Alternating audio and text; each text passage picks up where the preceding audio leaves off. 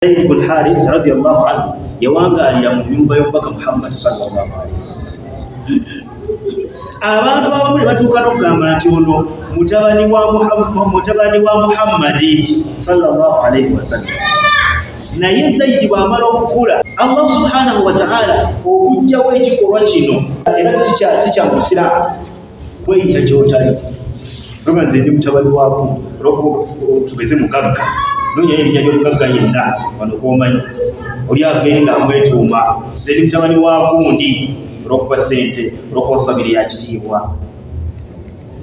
Naye Allah subhanahu wa ta'ala okujjawo ekikolwa kino eky'okwetuuma abaana b'abalala oba abaana okwetuuma bakitaabwe abatali baabwe. Zaidi bwe yakula yamulagira okuwasa, agenda kuwasa mukyala bali bamuyita Zainab.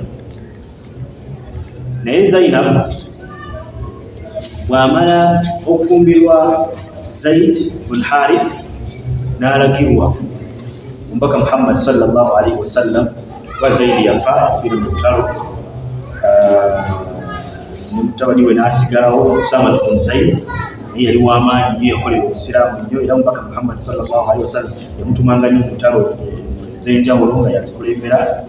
Era ekyo ne kijjawo ekikolwa kiri ekya tabanni, era aya nekkanna ng'ejjawo ekintu ekyo ekya tabanni ogamba nti mutabani wange ng'ate si muki.